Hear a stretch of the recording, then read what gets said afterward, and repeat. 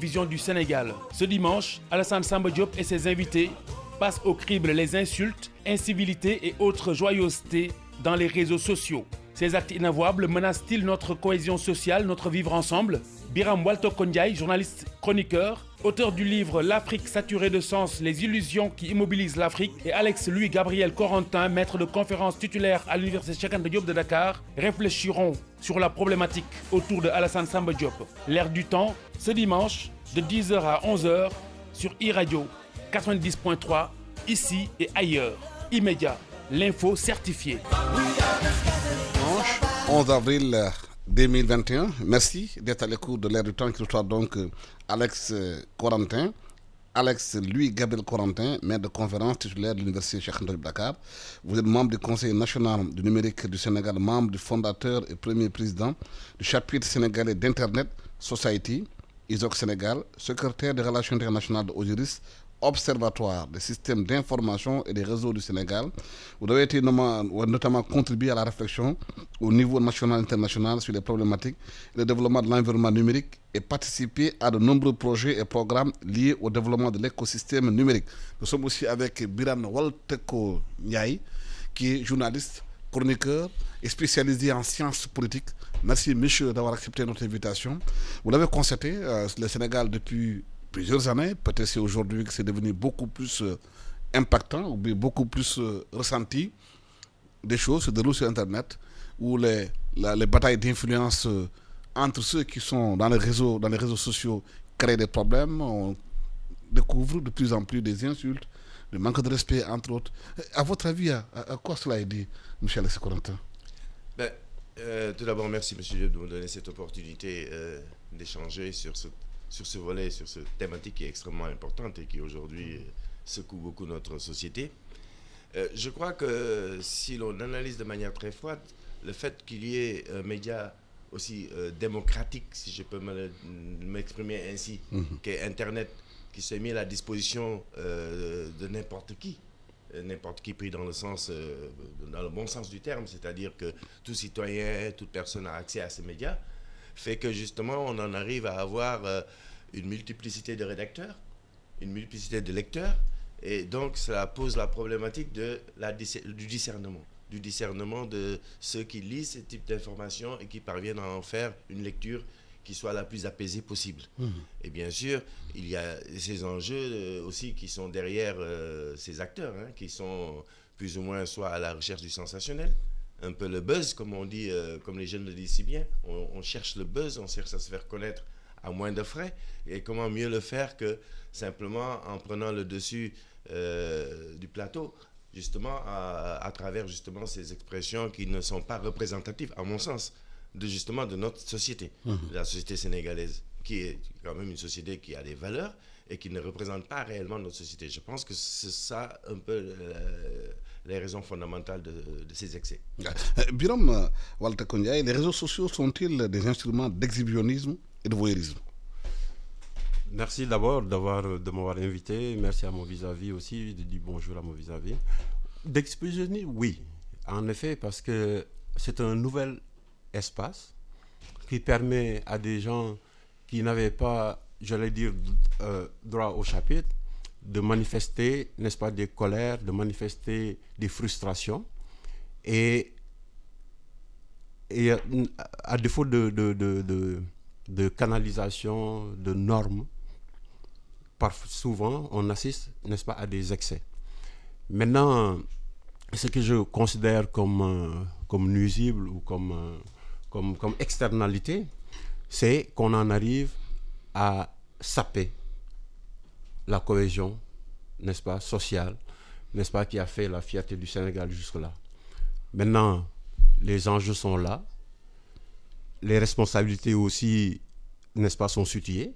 L'État doit agir, les citoyens, les médias particulièrement aussi, doivent participer à la régulation, n'est-ce pas, et à freiner cette tendance qui fait que, effectivement, ces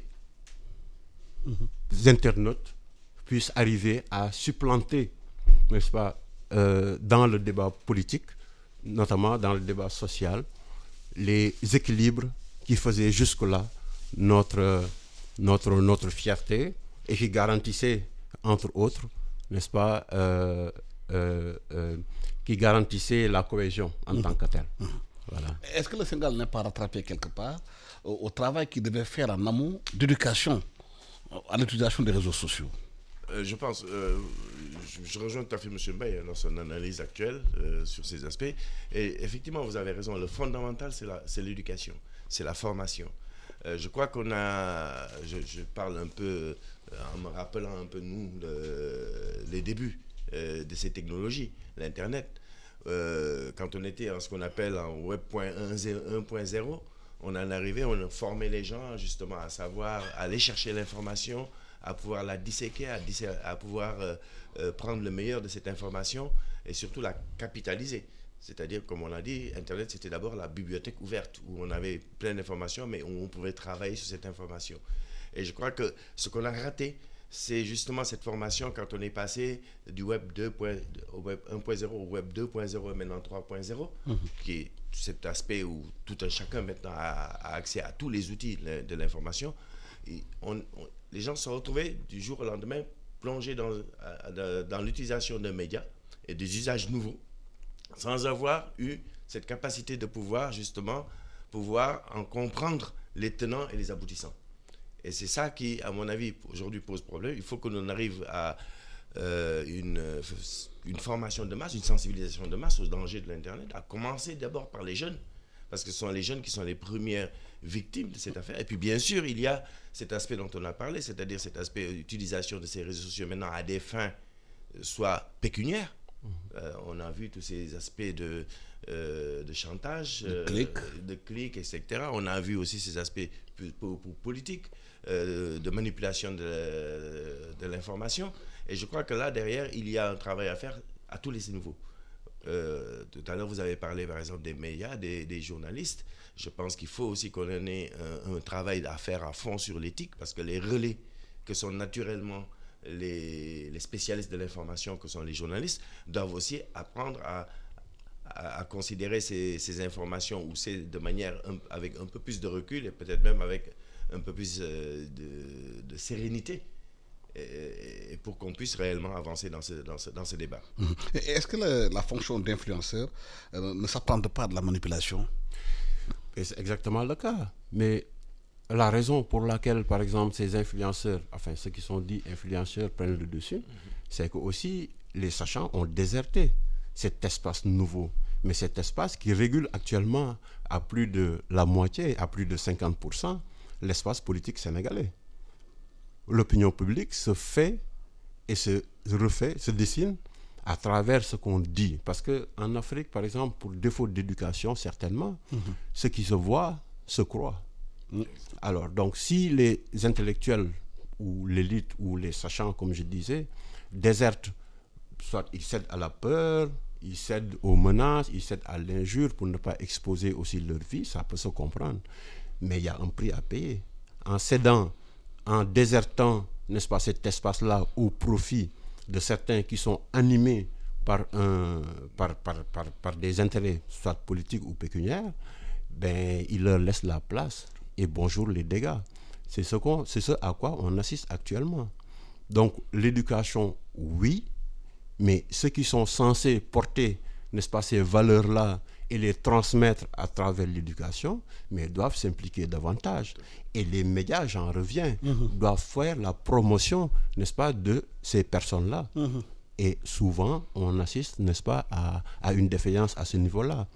C'est exactement ça. Mais les médias aussi, et ça se comprend, c'est une logique économiste, j'allais dire.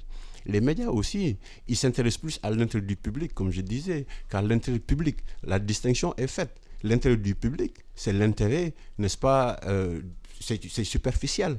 Alors que l'intérêt général, l'intérêt public, véritablement, c'est un intérêt qui engage et qui rejoint, n'est-ce pas, l'intérêt national, la collectivité.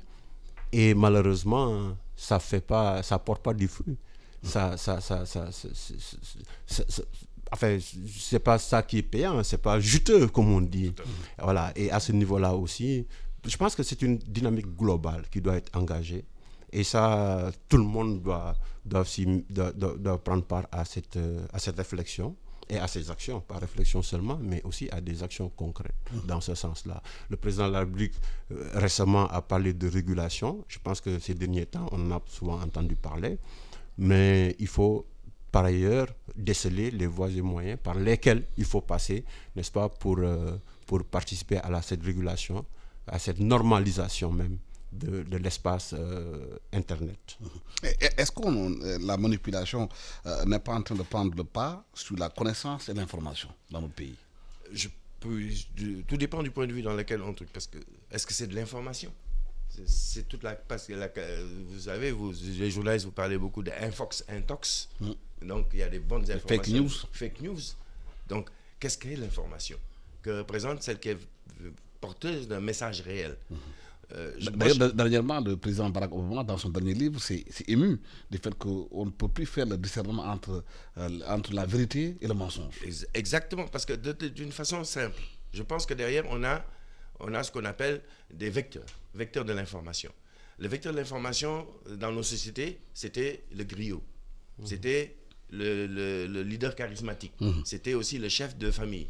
Aujourd'hui, nous sommes dans le porteur de l'information. Le vecteur de l'information, c'est les médias.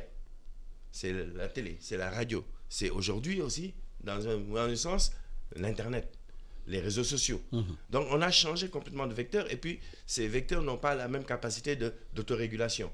Donc, il y a la régulation sociale qui ne joue plus à ce niveau-là. Et on revient à cette notion d'influenceur dont vous avez parlé. L'influenceur est déterminé, par exemple, par les réseaux sociaux, comme étant un acteur des réseaux sociaux qui a un nombre de vues astronomique et qui est capable de façonner l'information, de façonner l'opinion, soit pour promouvoir des produits, ce sont les good influencers, c'est ceux qui sont utilisés dans le marketing, où on a des influenceurs qui sont là pour justement promouvoir un produit, qui sont des référents dans la mode, dans la société, dans la manière de vivre, etc. Mais il y a justement le revers de la médaille, ce sont les bad influenceurs qui, eux, par contre, sur le principe de la monétisation des clics, parce que ça aussi, il faut le savoir, c'est que les réseaux sociaux gagnent de l'argent. Les réseaux sociaux monétisent les clics. Donc, ils vont essayer d'avoir le maximum de clics. Et ça, ils sont prêts à tout, c'est-à-dire à désinformer, aussi bien à attaquer. Et ça, c'est une problématique qui est extrêmement difficile à maîtriser. Parce qu'il faudrait comprendre justement quelles sont les motivations de ces personnes-là.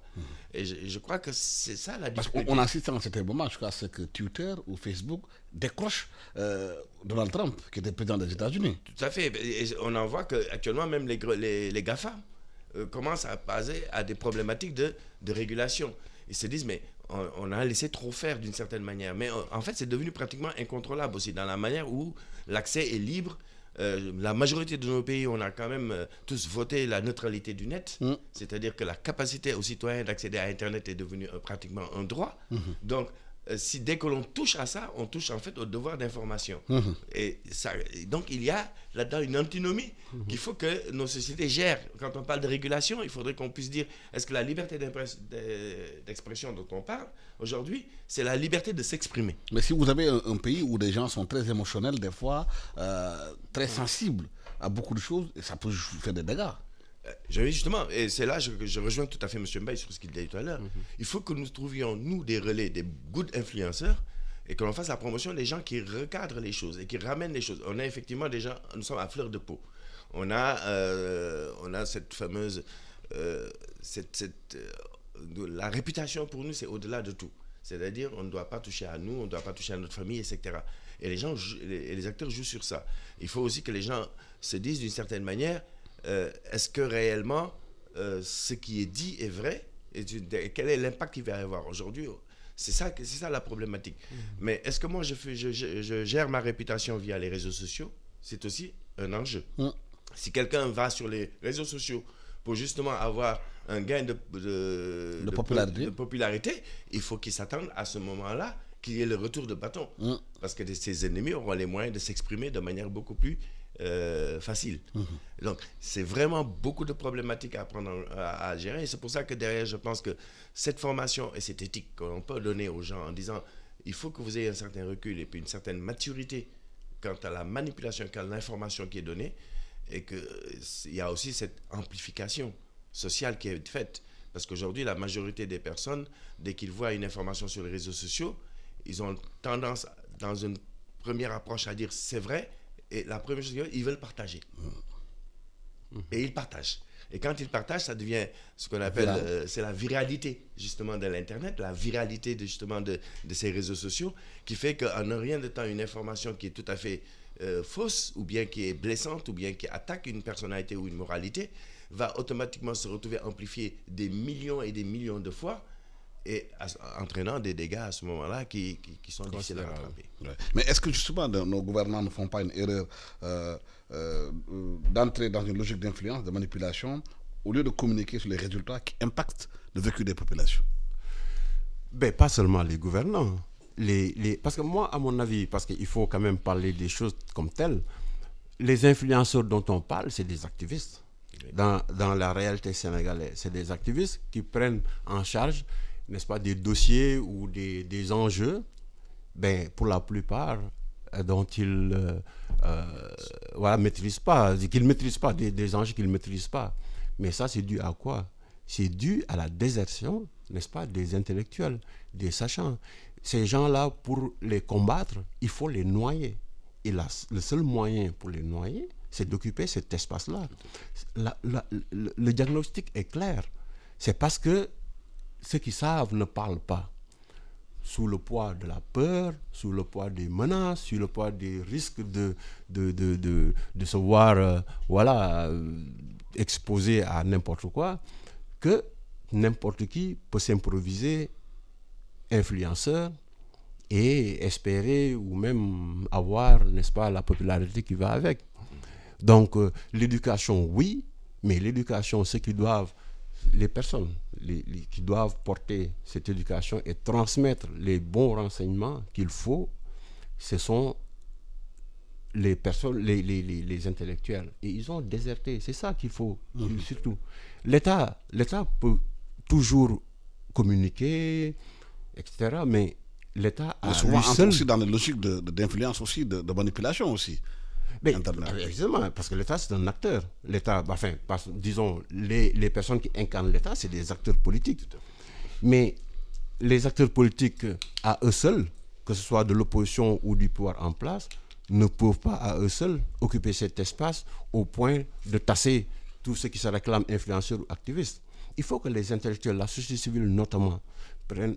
Et puis la société civile, une société civile équidistante, n'est-ce pas, de toutes les chapelles, n'est-ce pas, puisse porter cette mission-là afin d'occuper la place et de tasser tout cela qui, pour des raisons d'intérêt personnel, n'est-ce pas, occupe cet espace-là. Ça, c'est mon avis.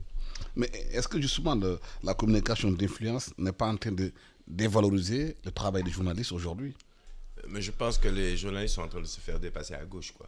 Ils sont débordés. Sur les flancs. Débordés par justement tous ces aspects. Et je pense que ça aussi, c'est un constat que l'on voit très souvent. Et la problématique justement de ces débordements, c'est comme d'occuper la place. Je pense qu'un des premiers, c'est que les journalistes devraient aussi occuper la place. Il faudrait que derrière, ils aient cette capacité aussi de pouvoir rebondir et ramener les choses à leur juste mesure. Et qu'ils prennent leurs responsabilités. Mais comme l'a dit tout à l'heure M. Mbaye, c'est vrai, c'est qu'on a toujours peur d'être l'objet d'attaques en rétablissant, par exemple, un certain nombre de choses, en reparlant de valeurs, en reparlant d'éthique, en reparlant d'un certain nombre de choses. Ça me rappelle ce long discours de Kéba Mbaye, je pense qu'il faudrait qu'on en passe très souvent, d'ailleurs, dans toutes nos sociétés, dans toutes les écoles, et dans toutes les écoles de journalisme, et partout ailleurs. L'éthique, c'est le sens réellement de pouvoir se battre pour la société. Ces informations, je pense que derrière, c'est aussi toute la médiatisation qu'on en fait. Parce que derrière, ces médias sont assez... les réseaux sociaux, c'est quand même, comment on appelle, des clusters. Parce qu'un influenceur, en fait, n'influence que son réseau. C'est-à-dire ceux qui sont abonnés à lui. Et c'est là qu'on doit aussi réfléchir. Si l'on ne relaie pas ces informations, aujourd'hui, la majorité de ces insultes, la majorité de ces dérives sortent des fois de ces réseaux sociaux et sont mis sur la place publique à travers soit les radios, soit à travers la presse, à travers d'autres vecteurs de communication qui, eux, sont taxés de crédibilité. Et je pense que c'est là qu'est aussi et un débat doit être mis en place. Le travail de tri. Le travail de tri. On peut combattre un influenceur en lui diminuant sa capacité d'influence. Vous savez, dans les analyses qui sont faites sur les influenceurs montrent que quand ils parviennent à garder un certain niveau de buzz, etc., ils gardent cette capacité justement à pouvoir influencer leur réseau. Mais il suffit d'un peu pour que justement le désintérêt, parce que c'est quelque chose qui va très vite, l'intérêt des internautes, l'intérêt des jeunes ou l'intérêt dans le truc est lié au contre-buzz. Ouais. C'est-à-dire qu'en fait, on passe très vite d'une information à une autre, d'une actualité à une autre. Et donc, si cette personne ou cet influenceur est un peu isolé dans son truc, il perd sa capacité d'influence. Ce sont des techniques que je crois que l'on doit se mettre à étudier, que l'on doit comprendre, modéliser peut-être, du point de vue aussi bien de la sociologie que du journalisme ou bien de l'information. Mais est-ce qu'aussi dans des pays comme le nôtre où tout est caché, les populations ne sont pas au courant de ce qui se passe, ces réseaux-là ne sont pas importants pour mettre la pression sur le gouvernement? Oui, évidemment. Aujourd'hui, on a vu moi j'étais le premier, nous étions parmi les premiers à nous féliciter en fait de l'impact des réseaux sociaux et puis de l'internet dans un certain nombre d'actes démocratiques qui se sont posés dans nos différents pays. Je pense que c'est ça. Il faudrait plus qu'on parle des trains qui arrivent à l'heure, c'est de l'utilisation rationnelle et bien pensée de ces réseaux sociaux, plutôt que de penser de regarder un peu ces insulteurs que j'appelle insultes, ou bien tout ce qui est dérive, on appelle ça des insulteurs publics maintenant. Pratiquement, c'est devenu un métier. Donc, ou bien et ça aussi, c'est un autre problème sur lequel qu'est-ce qui arrive à l'heure. Vous savez, les réseaux sociaux, on en parle pour voir que de mauvais côtés des choses. Mais on pourrait en parler longuement, par exemple, de Facebook, sur toutes les opportunités que ça a pu donner à d'autres acteurs pour pouvoir justement soit développer des activités économiques, soit développer leur capacité d'apprentissage, ne serait-ce que par tous les moyens qui ont été faits, ou bien développer leur entrepreneuriat. Et ces aspects-là sont généralement masqués. Tout ce qui est positif n'est pas tellement mis en exergue. Par contre, effectivement, et c'est ça la notion du buzz et de nos sociétés, on aime bien les sensations. Justement, est-ce que l'exagération justement de l'influence, de la mauvaise influence, comme on dit, dans les réseaux sociaux, peut impacter les jeunes jusqu'à les conduire dans la violence, avec ce qu'on a vu? Absolument, parce que moi, le problème principal, c'est un problème de conscience politique. On a beau, par des angélismes, on entend à tort et à travers la société sénégalaise, une société démocratique, une société mature, etc. Mais quand on s'intéresse ou bien on prête attention à ce qui intéresse l'opinion, on est en droit de se poser des questions. Comment se fait-il qu'au Sénégal, par exemple, quelqu'un qui prend 2 heures de temps en live, par exemple, pour insulter, puisse intéresser autant les Sénégalais? Et ça pose le problème de conscience citoyenne, le niveau de conscience citoyenne. Et c'est à ce niveau-là qu'il faut travailler. Parce que tant qu'il y aura des Sénégalais dépourvus, n'est-ce pas, de culture politique, n'est-ce pas, qui vont s'intéresser à ces insultes-là, le marché est là. Il faut parler en termes économiques basiques. Le marché est là. Est-ce que c'est pas l'échec de l'éducation, au fond? C'est l'échec de l'éducation, c'est l'échec de l'éducation. Mais des jeunes qu'on laisse errer dans les rues, qui sont sensibles à tout ce qui est dit parce qu'ils ont ressenti. Absolument, c'est la formation politique. Et ça, on récolte ce qu'on a semé. On a perdu tous nos moules, les moules par lesquels les jeunes se formaient. L'intérêt même à la chose politique et à la bonne chose politique, mais maintenant n'anime plus la jeunesse sénégalaise. Donc les frustrations vont de tous bords, s'expriment n'importe comment, et les frustrations ont toujours eu lieu. Mais il y avait quand même un canevas, ou bien des canevas par lesquels, n'est-ce pas, ça sortait.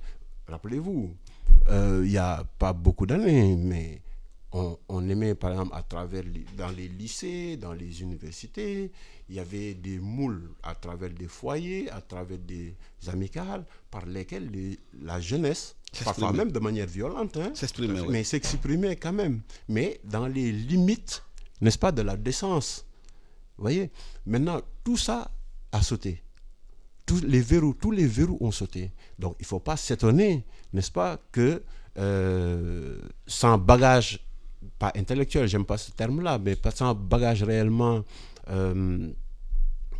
bon, j'allais conscience dire, citoyenne. voilà, de conscience citoyenne, que les jeunes s'intéressent, n'est-ce pas, à n'importe quoi, à des injures, à des choses qui font, par ricochet, la promotion, n'est-ce pas, dans l'espace public, de ces insulteurs-là qu'on dénonce.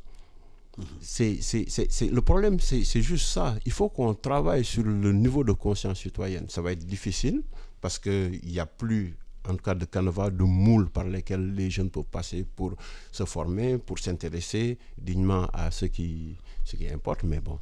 Est-ce que c'est la crise de la famille et de l'école qui s'exprime des fois dans les réseaux sociaux? Non, je pense qu'on met beaucoup de choses sur l'école et la famille. Je crois qu'elles jouent son rôle. Bon, mais la société évolue. Donc, effectivement, le cadre familial a beaucoup changé. Avant, nous avions nos concessions dans lesquelles se faisait toute l'éducation et toute la sensibilisation. Et puis maintenant, aujourd'hui, nous en sommes à un délitement total de perte de valeur par rapport à ça. Mais je pense aussi qu'il faut qu'on regarde aussi les frustrations. Parce que c'est aussi très... C'est quelque chose qui est très... Ces vecteurs de frustration, les frustrations qui peuvent être engendrées dans la société quotidienne, de par la nécessité d'avoir un emploi, la nécessité d'aller trouver à manger, la nécessité de se déplacer ou tant d'autres choses, de se former, tout ce qui peut y avoir comme frustration, fait le lit de nos influenceurs.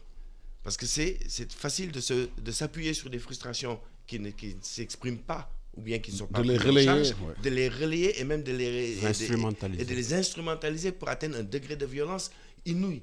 Parce qu'en fait, les gens en sont à un moment donné de dire il faut que je crève l'abcès.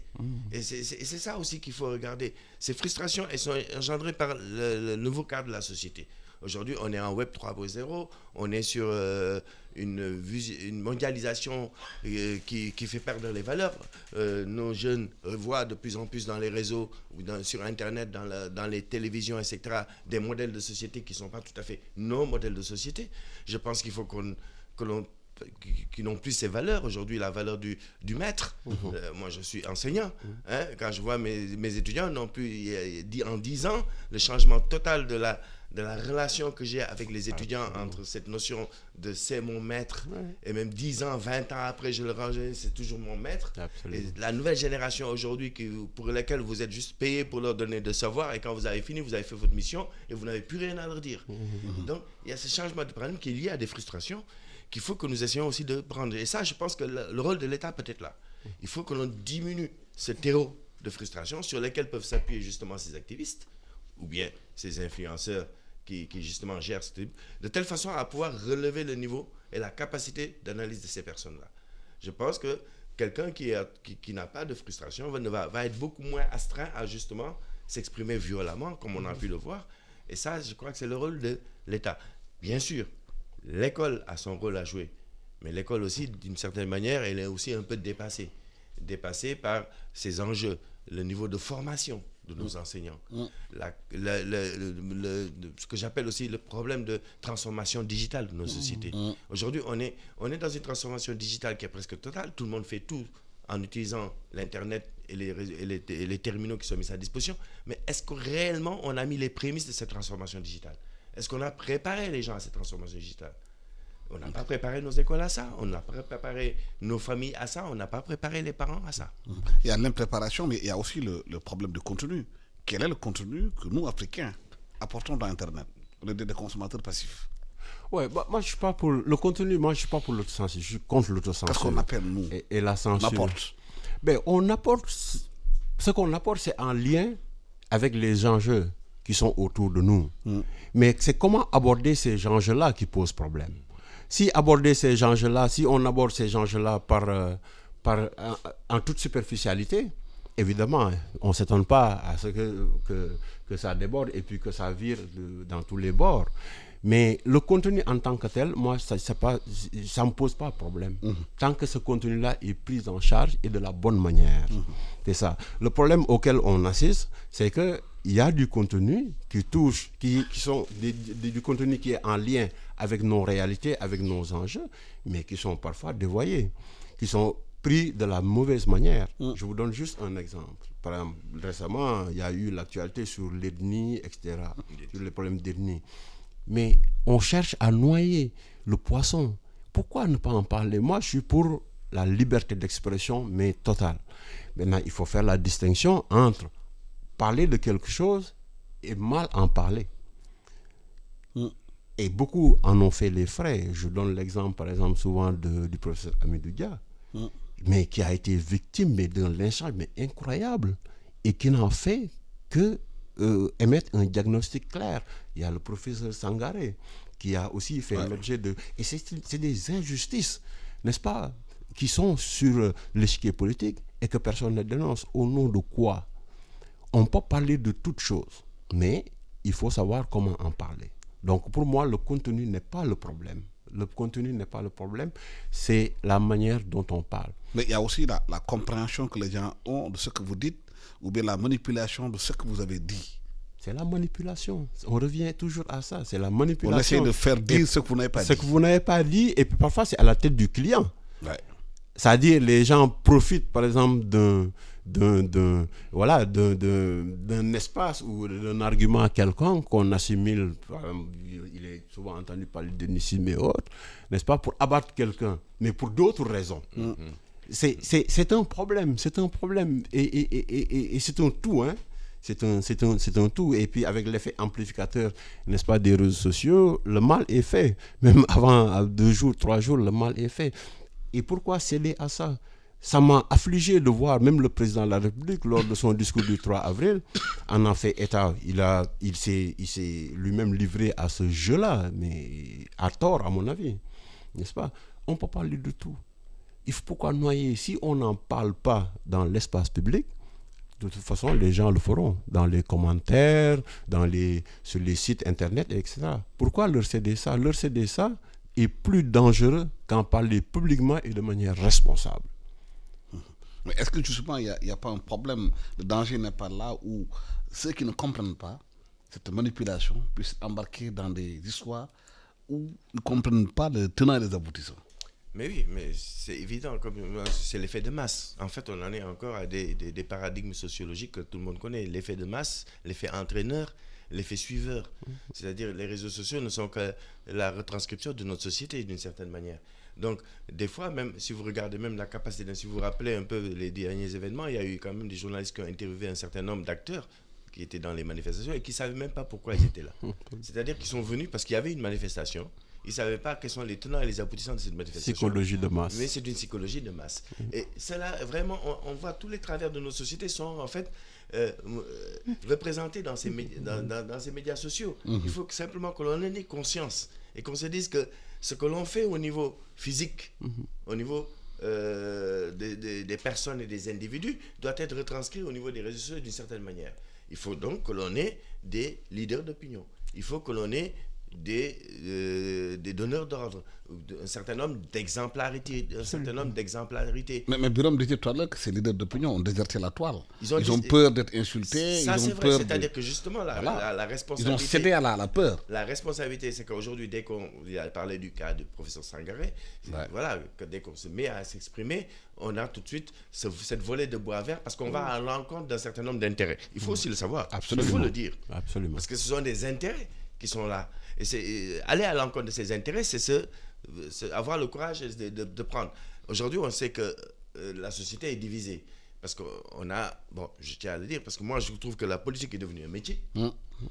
Et que les autres ont d'autres métiers. Donc, c'est-à-dire que derrière, les intellectuels considèrent que, en fait, rentrer dans le landerneau politique, c'est se confronter à un autre métier qui n'est pas le leur. Mais est-ce que c'est pas ça leur erreur? C'est une erreur fondamentale et je pense que nous sommes de notre génération, nous sommes les premiers d'ailleurs à le dire parce que nous étions les intellectuels, peut-être on aurait dû prendre la place comme avant parce qu'avant, dans nos premiers leaders d'opinion, c'était quand même tous des intellectuels. Regardez nos présidents, que ce soit le président Senghor, le président Abdoulaye Wade, etc. C'était quand même des intellectuels. Cheikh Anta Diop, c'était les intellectuels qui étaient au-devant de la scène politique. Mais nous n'avons pas pu assurer ce relais d'information pour pouvoir justement capitaliser sur ça. Et peut-être qu'on a là aussi un manque de formation de nos élites. On ne leur apprend pas à prendre les enjeux. Il y a aussi une chose peut-être que j'ai noté dans les débats qui sont posés ces derniers temps, c'est la notion des universités politiques, des universités de partis, des écoles de formation des partis qui ont disparu d'une certaine manière. Tandis qu'avant, nous ne pouvions pas entrer en politique sans avoir fait l'objet d'une formation. Vous vous rappelez avec les PIT, tous ces autres partis qui ont formé. Les mouvements de jeunes. Les mouvements de jeunes qui ont formé à travers ces mouvements de jeunes, justement, au niveau de la conscience politique. De la conscience citoyenne, de la nécessité de prendre en compte l'intérêt commun plutôt que l'intérêt particulier. Ça a disparu. Et je pense que là aussi... Et une question que l'État peut régler en exigeant aux partis politiques d'avoir des écoles de parti. Même les politiques peuvent régler. Les politiques et l'État. L'État peut donner les moyens, mettre des stratégies, mais les politiques aussi devraient avoir un engagement citoyen. Ils veulent s'engager pour le pays. Ils veulent s'engager pour le bien de la cité.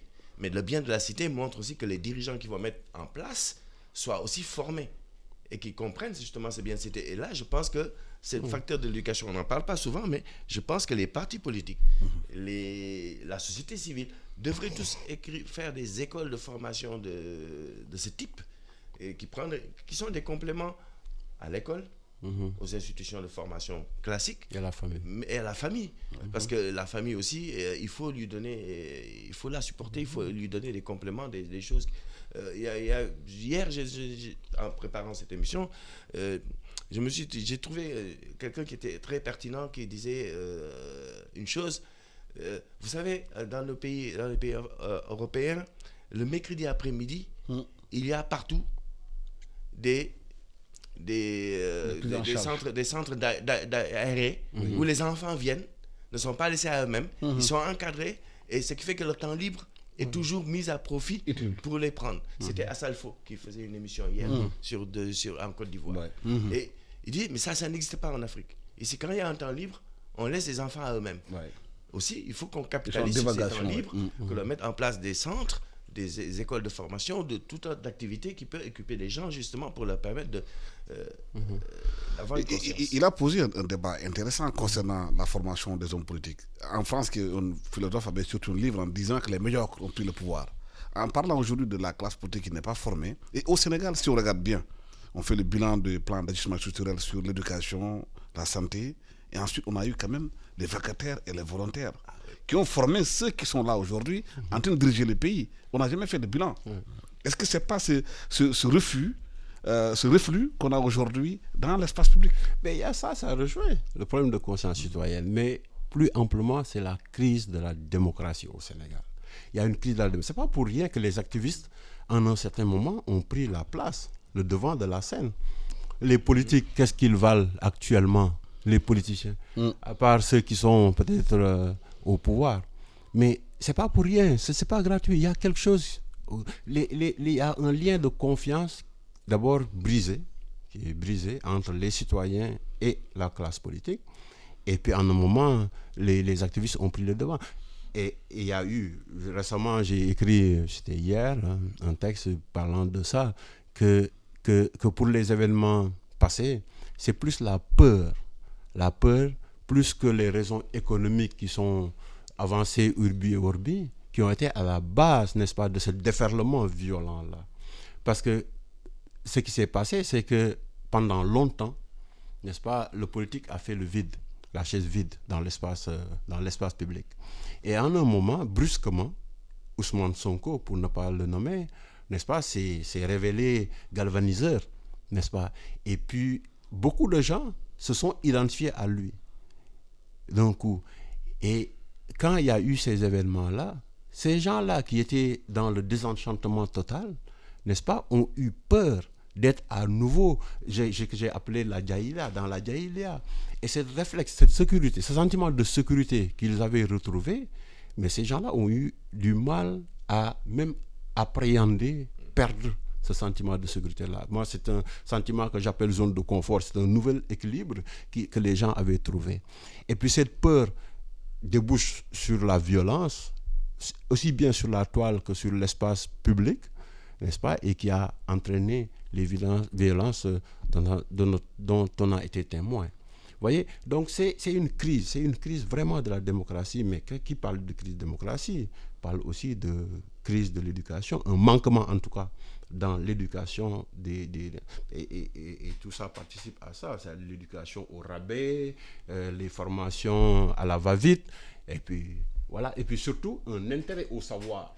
Parce que nous, c'est pas pour faire notre machin, mais quand on était jeunes, au lycée et autres, là, mais il y avait une émulation entre nous. Et puis on a milité dans des partis de gauche et on tenait à ça, peut-être même démesurément. Parfois on se faisait des prétentions, mais quand même ça les jeunes avaient faim de savoir.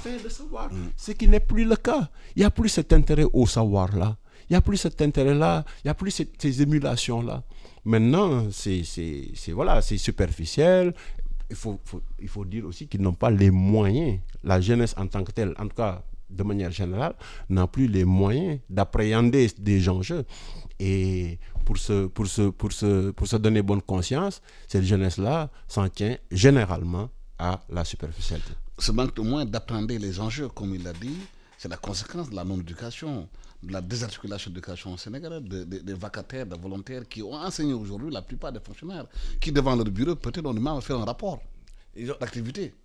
Ils sont dans les bureaux le matin, ils sont sur Facebook, sur Twitter, ils ne travaillent pas, la plupart d'entre eux, pas tous. C'est vrai, je pense que derrière, on peut le répéter, mais je pense que l'État, à un moment donné, s'est retrouvé face à ses responsabilités.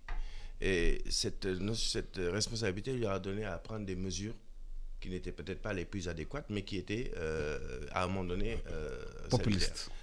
Peut-être pas populistes même, parce que, vous savez, la vague dans les écoles, ce tsunami, comme j'appelle, dans l'éducation, ce tsunami de l'éducation était prévisible.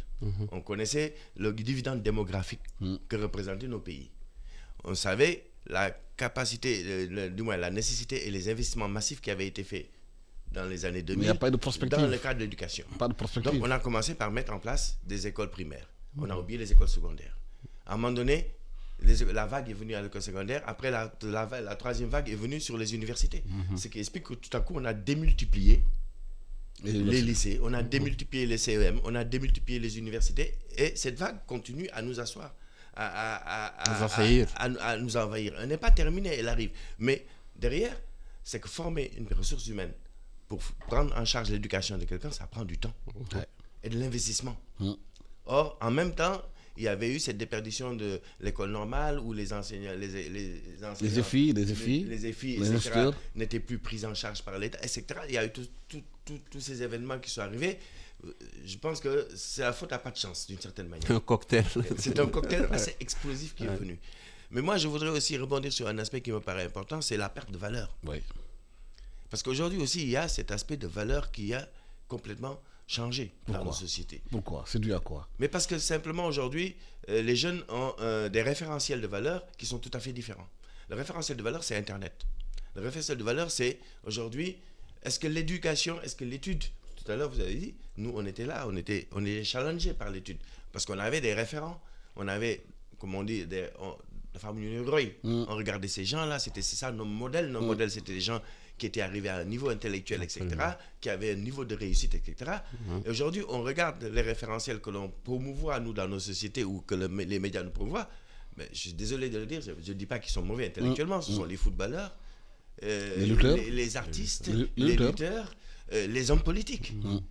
Donc, quand on dit qu'effectivement, on a plus cette émulation saine dans l'école, etc., qui mène justement à cette émulation dans la société, c'est aussi par rapport à ça. Alors, ça pose une question. Mais dans tout ça, quel est le travail des parents? Qu'est-ce qu'ils doivent faire avec leurs enfants? Le travail des parents, je pense qu'il est déjà assez difficile. Il est difficile d'une manière où on a une rupture générationnelle majeure. On a des parents qui sont absolument illettrés au niveau numérique et des enfants qui sont nés dedans. Alors, donc, aujourd'hui, la communication, elle est biaisée. C'est-à-dire, les parents ne sont pas capables de comprendre comment ces médias fonctionnent pour pouvoir ne serait-ce qu'éduquer. Ces fameuses chaînes des écrans, les enfants qui très tôt, on en a parlé dans nos sociétés, les jeunes filles qui à un moment donné feraient tout et n'importe quoi pour avoir un téléphone dernière génération, alors que les parents n'ont pas les moyens de leur offrir. Cela introduit des dérives. Et donc on a eu ce gap générationnel, il est là. Maintenant, il faut qu'on puisse le prendre en charge et diminuer justement la distance qu'il peut y avoir entre les parents, les familles et les enfants. Et là, je pense qu'il y a la société, on a quand même un rôle à faire. Peut-être qu'il faut revoir les paradigmes, mais je pense que les parents, moi j'exonère les parents de leur responsabilité, parce que s'ils ne sont pas numériquement former. Moi, je reçois souvent des jeunes qui viennent, par exemple, des jeunes qui viennent à l'université après le bac. Et quand on les prend en première année, on leur parle de numérique. Ils n'ont jamais eu un ordinateur de tout leur cycle scolaire jusqu'au moment où ils arrivent à l'université. Et ça aussi, c'est une question que l'on peut, justement, qui peut être en prise en charge par l'État, de telle façon que c'est ce qui est fait, je crois, avec les écoles. Je crois qu'il y a maintenant les centres, les UVS et nous, mais même je crois que l'État a mis en place maintenant des centres culturels numériques qui sont en train d'être développés par l'ADIE. Je pense qu'il faut accélérer ça. Accélérer ça de telle façon à ce que tout le monde vienne avec une culture. Et plus les gens seront cultivés, plus ils auraient été encadrés au niveau justement de l'utilisation du numérique, plus on aura les effets que peuvent avoir justement ces infox, ces influenceurs vont naturellement être réduits. Mais est-ce qu'aujourd'hui, il ne faudrait pas faire en sorte que le terrain politique sénégalais cesse d'être une affaire de communication et de manipulation, qui ne donne pas la place à la réflexion? Mais la politique va toujours avec ça. C'est consubstantiel à la politique. Trop de manipulation, de communication, tue la réflexion. Mais il ne faut pas que les gens... C'est-à-dire, ce sur quoi il faut travailler, c'est que les gens soient moins réceptifs à cette manipulation. Mais ça va avec la politique. La politique, c'est fait de ça aussi, est faite de ça. Manipulation, instrumentalisation, c'est à qui mieux. Maintenant, c'est au niveau de la réceptivité des populations, et cette réceptivité-là est renforcée plus ou moins par l'éducation qu'on offre à la population. Et puis l'éducation aussi qui passe, ça rejoint ce qu'on disait tantôt, qui passe par les sachants. Parce que si les sachants désertent l'espace, mais l'éducation est assurée par des gens qui ne sont pas à la hauteur et qui participent plus à fourvoyer, n'est-ce pas, les populations qu'à les mettre sur le bon chemin. C'est surtout ça. Mais manipulation, ça, c'est... Mais est-ce qu'il y a une réelle prise de conscience du côté de l'État qu'il faudrait donner plus d'espace aux sachants? Mais ça, c'est pas l'État. Ça, c'est les médias, particulièrement. C'est aux médias de donner cet espace-là, d'offrir cet espace-là aux sachants.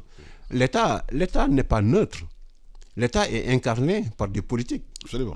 Voilà, donc l'État aussi, par ses acteurs, les acteurs qui incarnent les institutions, sont dans le jeu aussi de la manipulation et de la désinformation, il faut le dire. Bon, avec un niveau de responsabilité quand même qui, n'est-ce pas, fait en sorte que ils ne peuvent pas tout se permettre. Mais c'est plus les médias et les principaux vecteurs, n'est-ce pas, de cette nouvelle articulation qu'on attend. Ça passe à travers les médias. Oui, mais aussi il faut que ça accepte aussi d'aller vers les médias, comme vous l'avez fait aujourd'hui. Il y en a parmi vous qu'on invite qui ne viennent jamais au média débat aussi. Tout à fait, mais je pense que ça relève de cette notion de peur, un peu dont a parlé M. Mbaye tout à l'heure, qui est tout à fait vrai. Mais je pense aussi que simplement, je pense qu'il faut que l'on ait des espaces dédiés à ce type de problématique. Absolument. Je pense que les gens veulent s'exprimer, mais ils s'expriment pas sur l'événementiel, parce qu'aujourd'hui, en fait, on est factuel. Et c'est vrai que nos médias aussi devraient aussi sortir de cette factualisation de l'information. Absolument. Pour avoir des lignes éditoriales beaucoup plus fluides, beaucoup plus constantes, et qui permettent justement à ces gens-là de s'exprimer. Je pense que la responsabilité des Nous allons y travailler des gestes reste relativement intéressante. Il faut que ça sorte du factuel et que ce soit quelque chose de continu. En profondeur. En profondeur. Et je pense que cette espèce de relayage médiatique qui est fait justement de ce qui se passe dans les réseaux sociaux au niveau des médias de référence, et puis il faut que l'on ait des référents. C'est quoi un média de référence? Il faut que l'on puisse dire, j'écoute ITV, je regarde ITV, je regarde iRadio, je regarde un certain nombre de médias, et ceux-là sont les référents, parce que je sais que l'information est mesurée, pesée, etc. Et ça aussi, il faut qu'il y ait une bagarre des journalistes et des informateurs, de ceux qui portent l'information, pour aussi aller porter la la contradiction à ces gens qui, justement, polluent ces médias sociaux. Ça aussi, c'est une des responsabilités. Vous existez, mais pas souvent en tant que journaliste analyste qui prend une information et qui rentre dans le débat de ses profondeurs. Mais bon, aussi, est-ce que aussi les journalistes n'ont pas un peu peur? C'est exactement. Ils sont aussi frappés par ce virus-là. Ouais, mais on n'a pas peur, on va porter le débat tous les jours. L'essentiel, c'est que les Sénégalais comprennent. Les insultes ne vont pas empêcher à la presse de faire son travail. Ça, c'est peine perdue. Merci infiniment à Biran Waltako Ndiaye, qui est journaliste, chroniqueur et spécialiste en sciences politiques. À Alex Louis Cabral Corentin, qui, on le sait, est professeur, maître de conférence titulaire de l'Université Cheikh Anta Diop de Dakar, qui fait l'un des pères d'Internet au Sénégal, qui connaît bien les réseaux sociaux et qu'on gagnerait beaucoup à apprendre de vous pour que puisse être beaucoup plus policier dans les réseaux sociaux, que chacun dise ce qu'il pense, mais dans le respect de la dignité des uns et des autres. Merci et bon dimanche à tous. Merci.